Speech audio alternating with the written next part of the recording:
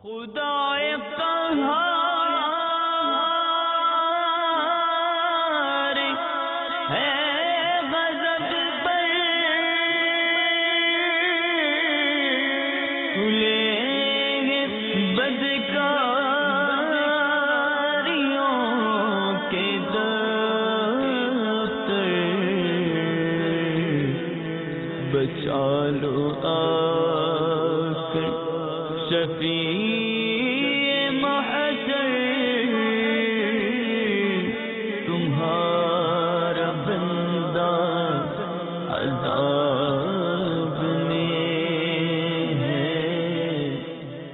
الحمدللہ رب العالمین والصلاة والسلام على سید المرسلین اما بعد فاعوذ باللہ من الشیطان الرجیم بسم اللہ الرحمن الرحیم الصلاة والسلام علیک یا رسول اللہ وعلى آلک واصحابک یا حبیب اللہ الصلاة والسلام علیک یا نبی اللہ وعلى آلک واصحابک یا نور اللہ۔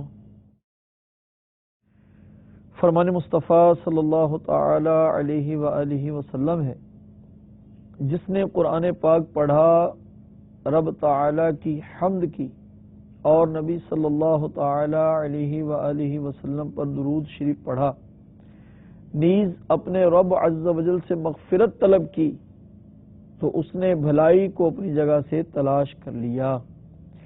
صلو علی الحبیب صلی اللہ تعالی علی محمد صلی اللہ تعالی علیہ وسلم۔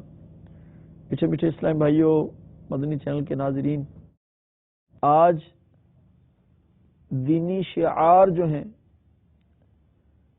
ان کا مذاق اڑانے کے بارے میں ہم سنیں گے، ان کا مذاق اڑانا کیسا ہے۔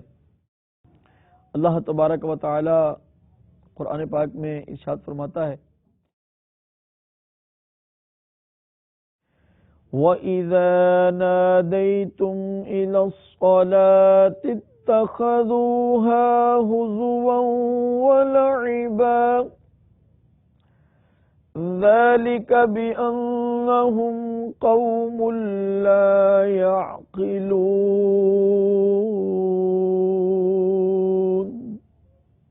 ترجمہ کنز الایمان۔ اور جب تم نماز کے لیے اذان دو تو اسے ہنسی کھیل بناتے ہیں، یہ اس لیے کہ وہ نرے بے عقل لوگ ہیں۔ تفسیر صلاۃ الجنان جلد نمبر 2 میں اس کے تحت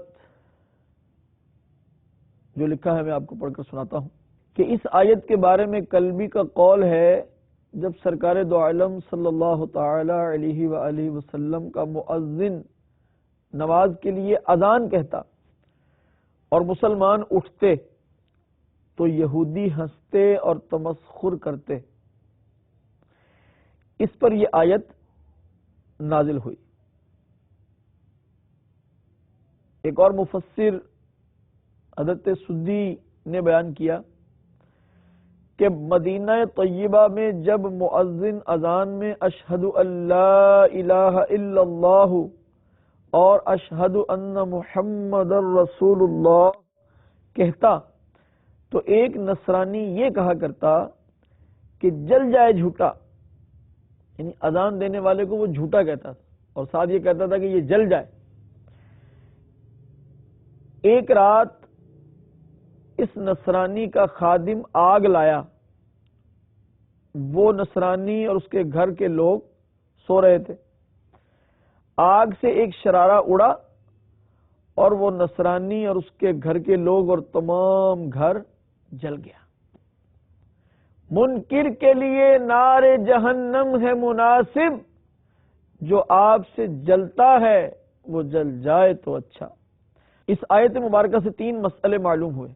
نمبر 1، نماز پنجگانہ کے لیے اذان ہونی چاہیے، اذان کا ثبوت اس آیت سے بھی ہے۔ نمبر 2، دین کی کسی چیز کا مذاق اڑانا کفر ہے، جیسا کہ اللہ تعالیٰ نے اذان کا مذاق اڑانے والوں کو کافر قرار دیا۔ ایسے ہی عالم مسجد، خانہ کعبہ، نماز، روزہ وغیرہ میں سے کسی کا مذاق اڑانا کفر ہے۔ اور فرمایا دینی چیزوں کا مذاق اڑانے والے احمق اور بے عقل ہیں جو ایسے سفیہانہ اور جاہلانہ معاملات، حرکات و سکنات کرتے ہیں۔ کفریہ کلمات کے بارے میں سوال جواب میں یہ سوال درج ہے، اذان کی توہین کرنا کیسا؟ جواب، اذان شعائر اسلام میں سے ہے، کسی بھی شعار اسلام کی توہین کفر ہے۔ پھر یہ سوال کیا گیا کہ اذان میں حی علی الصلاح یعنی آؤ نماز کی طرف، حی علی الفلاح آؤ بھلائی کی طرف، یہ سن کر مذاق میں یہ کہنا آؤ سینما گھر کی طرف ورنہ ٹکٹیں ختم ہو جائیں گی، یہ کہنا کیسا؟ جواب، کفر ہے، کیونکہ معاذ اللہ عز وجل یہ اذان کا مذاق اڑانا ہے۔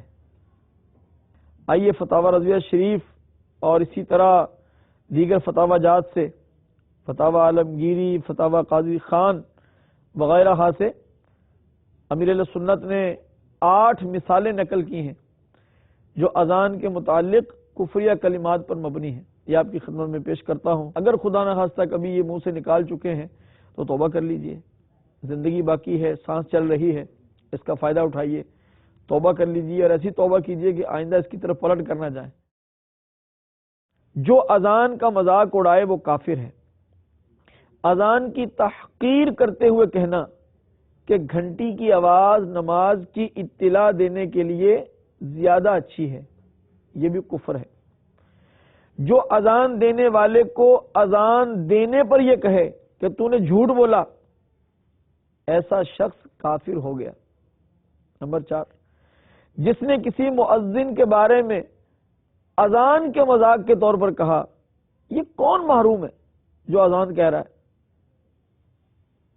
یا اذان کے بارے میں کہا غیر معروف سی آواز ہے، یا اجنبیوں کی آواز ہے، یہ تمام اقوال کفر ہیں، جبکہ بطور تحقیر یعنی حقارت کے طور پر کہے۔ نمبر 7، ایک نے اذان کہی، دوسرا مذاق اڑانے کے لیے دوبارہ اذان کہے تو اس پر حکم کفر ہے۔ استغفر اللہ۔ نمبر 8، اذان سن کر یہ کہنا کیا شور مچا رکھا ہے، اگر یہ قول خود اذان کو ناپسند کرنے کی وجہ سے ہے تو پھر کفر ہے۔ میرے پیارے پیارے اور میٹھے میٹھے اسلامی بھائیوں، مدنی چینل کے ناظرین، اذان کی بھی کیا بات ہے۔ اذان اتنا شاندار کام ہے کہ اس کو دین کا شعار کہا گیا۔ اس بات کی علامت ہے کہ جب ہمارے ہاں نماز کا وقت ہوتا ہے، نماز عبادت ہے، تو اس کا وقت ہوتا ہے تو اس عبادت کی طرف بلائے جانے کے لیے کون سا ذریعہ اختیار کیا جاتا ہے؟ اذان دی جاتی۔ اور اذان کی اتنی فضیلت بیان کی گئی ہے، آپ کو عرض کرتا ہوں، پہلے یہ تلفظ بھی درست کر لیں، بعض لوگ اذان کو آذان کہتے ہیں، آذان تلفظ نہیں ہے، آذان جمع ہے اذن کی، اور اذن کے معنی ہے کان، درست تلفظ اذان ہے، یعنی الف پر زبر ہے، الف کے اوپر مد نہیں ہے، اذان۔ اور اذان کے لغوی معنی ہے خبردار کرنا کہ بھئی عبادت کا وقت ہو گیا، آ جاؤ، نماز کی طرف آ جاؤ۔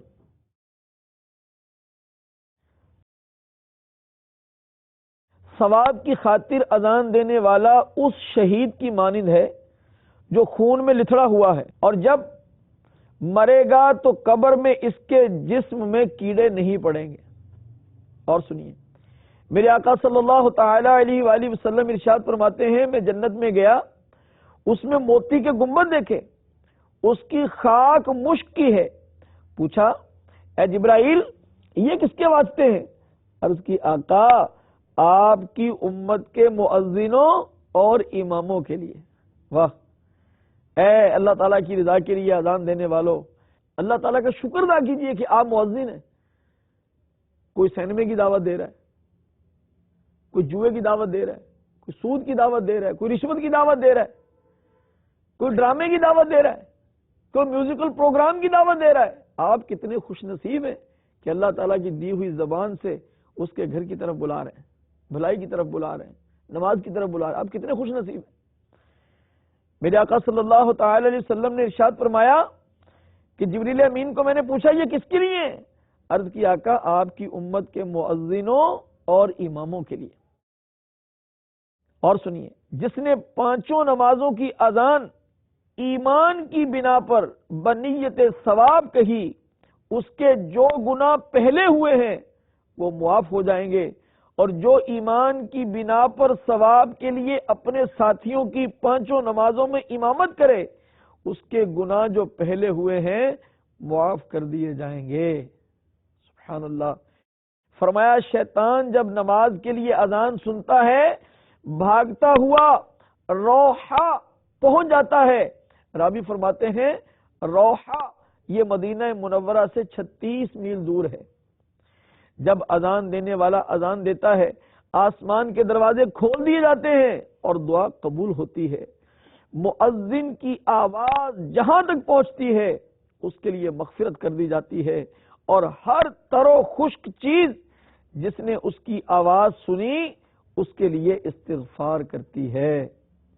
میٹھے میٹھے اسلامی بھائیوں، جس بستی میں اذان دی جائے اللہ تعالی اپنے عذاب سے اس دن اسے امن دیتا ہے. غور کیجیے، اذان کتنی پیاری چیز ہے. اذان سن کر یہ مت کہیے کیا شور مچا رکھا ہے. اذان سن کر یہ مت کہیے کہ میں نے تو یار مسجد کے قریب گھر لے لیا، میں تو عذاب میں آ گیا. اذان سن کر یہ مت کہیے کہ کان پھاڑنے والی آواز ہے، مت کہیے. اذان کتنی پیاری چیز ہے، ہم اذان سے کیوں گھبرائیں. حلیت الاولیاء میں ہے کہ جب آدم علیہ الصلوۃ والسلام جنت سے ہندوستان میں اترے انہیں گھبراہٹ ہوئی، تو گھبراہٹ دور کرنے کے لیے جبریل امین علیہ الصلوۃ والسلام نے اتر کر اذان دی. اندازہ کیجیے، ہمارے والد محترم حضرت آدم علیہ الصلوۃ والسلام کی تو اذان کی برکت سے گھبراہٹ دور ہو جائے، اور بچے جو ہیں وہ اذان سن کے گھبرا جائیں. یہ کیا بات ہوئی بھائی؟ اچھے بچے ایسے نہیں کرتے، اذان سن کر خوش ہوتے ہیں. کسی دوست کی کال آئے تو خوشی ہوتی ہے نا، کسی افسر کی کال آئے تو خوشی ہوتی ہے نا، دنیاوی عہدے دار کی کال آ جائے کتنی خوشی ہوتی ہے. جھوم کے جاتے ہیں، نمبر دیکھ کر خوشی ہونے لگ جاتی. تو جیسے نمبر دیکھ کر خوشی ہوتی ہے، ابھی بات سنی نہیں ہے کہ بات اس نے کیا کہنی ہے، ابھی نمبر دیکھ کر خوشی ہوئی، تو جب عاشق رسول مؤذن الصلاۃ والسلام علیک یا رسول اللہ پڑھے نا تو بس درود پاک سن کے طبیعت خوش ہو جانی چاہیے کہ اب یہ میرے مالک کا بلاوا مجھے دے گا، میرے مالک کا بلاوا آ رہا ہے. ہائے ہائے، اللہ تعالیٰ ہمیں محبت نصیب کرے اپنے گھر کی، اپنے در کی، اپنی عبادت کی، تو پھر ایسی باتیں نہیں ہوں گی. دیکھیے نا حضرت سیدنا سعید بن مسیب رضی اللہ تعالی عنہ یہ تابعی بزرگ ہیں، ان کے کم و بیش 20 سال یوں گزرے. کتنے؟ 20 سال یوں گزرے کہ آپ مسجد کے دروازے پر اذان سے پہلے پہنچتے اور آپ مسجد کے دروازے کے سامنے آتے تو اذان شروع ہوتی. ایسی محبت ہمیں نصیب ہو جائے نا پھر ہمیں انتظار رہے گا کہ کب اذان ہوگی. میرے آقا صلی اللہ تعالی علیہ وآلہ وسلم نے ایک بار حضرت مولا علی رضی اللہ تعالیٰ عنہ کو ارشاد فرمایا، اے علی میں تجھے غمگین پاتا ہوں، ایسا کرو اپنے کسی گھر والے سے کہو کہ وہ تمہارے کان میں اذان کہے. اذان غم و پریشانی کی دافع ہے، دفع کرتی ہے، بھگاتی ہے اس کو. مولا علی رضی اللہ تعالیٰ عنہ کی یہ روایت جو ہے یہ نقل کرنے کے بعد سیدی اعلیٰ حضرت رحمۃ اللہ تعالی علیہ فتاوی رضویہ شریف میں فرماتے ہیں، جلد نمبر 5 صفحہ نمبر 668، کہ مولا علی رضی اللہ تعالی عنہ اور مولا علی تک جس قدر اس حدیث کے راوی ہیں، سب نے ہی یہ بات ارشاد فرمائی، ہم نے اسے تجربہ کیا تو ایسا ہی پایا۔ منقول ہے کہ اذان دینے والوں کے لیے ہر چیز مغفرت کی دعا کرتی ہے، اللہ اکبر، یہاں تک کہ دریا میں مچھلیاں بھی۔ مؤذن جس وقت اذان کہتا ہے فرشتے بھی دہراتے جاتے ہیں، اور جب فارغ ہو جاتا ہے تو فرشتے قیامت تک اس کے لیے مغفرت کی دعا کرتے ہیں، اللہ اکبر۔ فرمایا جو مؤذنی کی حالت میں مر جاتا ہے اسے قبر میں عذاب نہیں ہوتا، اور مؤذن نزعہ کی سختیوں سے بچ جاتا ہے، قبر کی سختی اور تنگی سے بھی مامون یعنی محفوظ رہتا ہے۔ جب جب موقع ملے اللہ تعالیٰ کی رضا کے لیے اذان دیجیے۔ ایک مسلم شریف کی روایت ہے کہ قیامت کے دن کچھ لوگوں کی گردنیں اونچی اونچی ہوں گی، بلند بلند ہوں گی، تو ان کے بارے میں پوچھا جائے گا یہ کون لوگ ہیں؟ بتایا جائے گا یہ وہ ہیں جو اللہ کی رضا کے لیے اذان دیتے تھے۔ سبحان اللہ، اللہ تعالی ہمیں بھی اذان کہنے والا بنائے۔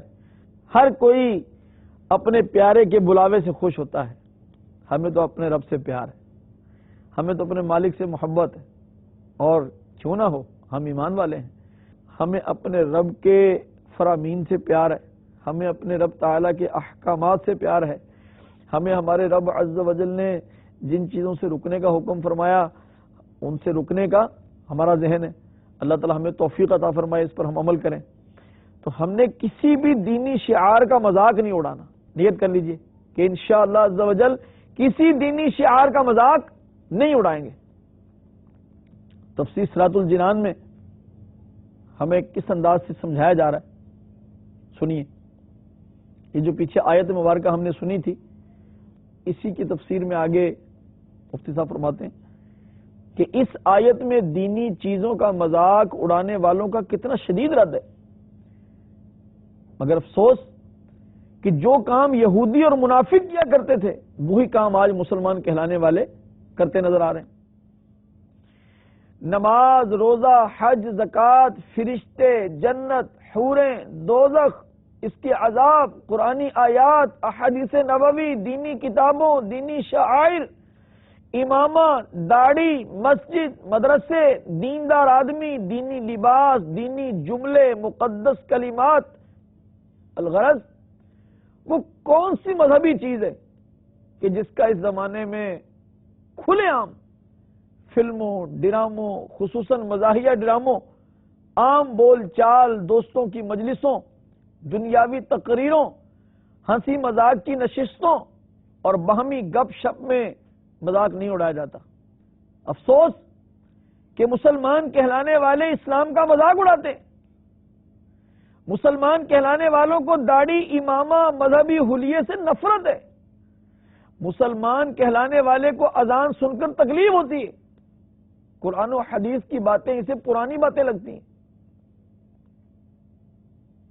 مفتی صاحب فرماتے ہیں یاد رکھیں کہ دینی شعائر کا مذاق اڑانا کفر ہے، اور دین کا مذاق اڑانے والوں کے متعلق اللہ تبارک و تعالی ارشاد فرماتا ہے وَإِذَا عَلِمَ مِنْ آيَاتِنَا شَيْئًا اتَّخَذَهَا هُزُوًا أُولَئِكَ لَهُمْ عَذَابٌ مُهِينٌ، اور جب ہماری آیتوں میں سے کسی پر اطلاع پائے تو اسے مذاق بناتا ہے، ان کے لیے ذلت کا عذاب ہے۔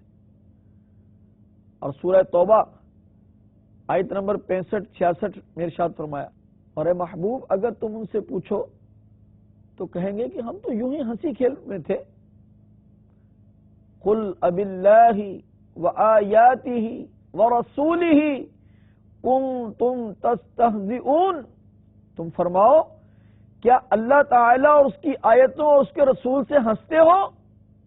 تو سنو اے ہنسنے والوں سنو، لا تعتذروا قد کفرتم بعد ایمانکم، بہانے نہ بناؤ، تم کافر ہو چکے مسلمان ہو کر۔ تو اللہ تعالیٰ اس کے محبوب علیہ السلام کا مذاق اڑانا، دینی شاعر کا مذاق اڑانا، یہ کوئی چھوٹی جرات ہے؟ تو میرے محترم اور پیارے اسلامی بھائیوں، کتنا اچھا ہو کہ ہم ان چیزوں کی معلومات حاصل کریں۔ اس کے لیے امیر اہل سنت دامت برکاتہم العالیہ کی کتاب کفریہ کلمات کے بارے میں سوال جواب کا مطالعہ فرمائیے، مکتبۃ المدینہ سے ہدیۃً طلب کیجئے، اور ایک اس میں یہ بھی ہم کریں، چونکہ مذاق زبان سے ہوتا ہے نا، تو زبان کی حفاظت کا ہم ذہن بنائیں۔ حضرت سیدنا عمر بن عبدالعزیز رضی اللہ تعالی عنہ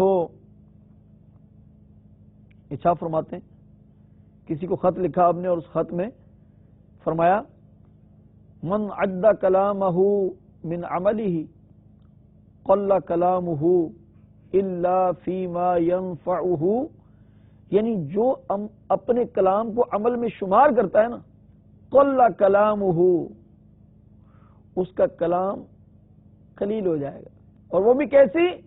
الا فیما ینفعہ، وہ بھی ایسی ہوگی جو صرف نفع بخش ہو، وہ نفع بخش کلام کرے گا۔ اور یہ کیسے حاصل ہوگی؟ اس کے لیے ہمیں اپنی صحبت اچھی کرنی ہوگی۔ جناب سیدنا عمر بن عبدالعزیز رضی اللہ تعالی عنہ کی 425 حکایات میں میرے آقا صلی اللہ تعالی علیہ وسلم کا یہ فرمان علی شان نقل ہے، جو مشکات المصابیح کتاب الادب میں ہے۔ نبی رحمت شفیع امت صلی اللہ تعالی علیہ وسلم تربیت فرما رہے ہیں کہ تنہائی برے ہم نشین سے بہتر ہے، اور اچھا ہم نشین تنہائی سے بہتر ہے۔ بھلائی کا سکھانا خاموشی سے بہتر ہے، اور برائی کی تعلیم سے خاموشی بہتر ہے۔ تو اپنی صحبت بھی اچھی کرنی ہوگی، اپنے کلام کا، اپنی گفتگو کا جائزہ لینا ہوگا۔ میں نے جو بولا وہ کیسا بولا، اس کی مجھے ضرورت تھی یا نہیں تھی۔ اچھا، یہ عادت کیسے بنے کہ ہم اپنے کلام کو پرکھنے لگ جائیں؟ یہ عادت کیسے بنے؟ اللہ اکبر۔ آئیے آپ کو مشورہ دیتا ہوں، میں آپ کو سیدنا عمر بن عبدالعزیز رضی اللہ تعالیٰ عنہ کا فرمان سناتا ہوں۔ آپ فرماتے ہیں کہ جب تم کسی خاموش طبع اور لوگوں سے دور رہنے والے شخص کو دیکھو، کس کو دیکھو؟ خاموش طبیعت آدمی، نہیں بولتا، کم بولتا ہے، تھوڑا بولتا ہے، کبھی کبھی بولتا ہے، ایسے آدمی کو جب دیکھو اور یہ دیکھو کہ وہ لوگوں سے دور رہتا ہے، تو فرمایا اس کے قریب ہو جاؤ، اس کے قریب ہو جاؤ، کیونکہ وہ حکیم ہوگا، یعنی حکمت والا ہوگا، وہ دانا آدمی ہوگا۔ آج کوئی ایسا ہو تو اس کا مذاق اڑایا جاتا ہے، اور بھائی کیوں چپ ہو؟ اللہ نے زبان نہیں دی، بولتے کیوں نہیں ہو؟ گونگے ہو؟ کیا ہو گیا تمہیں؟ بات کیوں نہیں کرتے؟ ایسا نہ کیجیے۔ اس کی خاموش طبع سے آپ خاموشی طبع کا تبرک پانے کی دعا کیجیے کہ میرے مولا کریم جیسے اس کو خاموشی دی، مجھے بھی خاموشی دے دے۔ اللہ تعالی ہمیں فالتو باتوں سے بچائے، کام کی بات کرنے کی توفیق عطا فرمائے۔ حضرت سیدنا عیسیٰ روح اللہ علی نبینا وعلیہ الصلوۃ والسلام سے لوگوں نے عرض کیا کہ ہمیں نصیحت کیجیے، فرمایا کبھی نہ بولو۔ عرض کی بولنا تو پڑ جاتا ہے، فرمایا پھر اچھی بات کے سوا کچھ نہ بولو۔ تو اگر ہمیں زبان کا وہ مطلب اس کو سنبھالنے کا سلیقہ طریقہ بھی آ جائے نا، تو بھی ہماری بچت ہو سکتی ہے۔ مذاق کے نقصانات اگر ہم پڑھیں تو بھی کام ٹھیک ہو سکتا ہے۔ مذاق کے بارے میں سیدنا عمر فاروق رضی اللہ تعالیٰ عنہ فرماتے ہیں کہ جو شخص زیادہ ہنستا ہے اس کا دبدبہ اور روب چلا جاتا ہے، اور جو آدمی کثرت کے ساتھ مذاق کرتا ہے وہ دوسروں کی نظروں سے گر جاتا ہے۔ اپنے آپ کو درست کرنے کی کوشش کیجیے، میرے لیے بھی دعا کیجیے، اللہ تعالیٰ مجھے بھی عمل کی توفیق عطا فرمائے۔ خدائے قہار ہے غضب پر، کھلیں گے بدکاریوں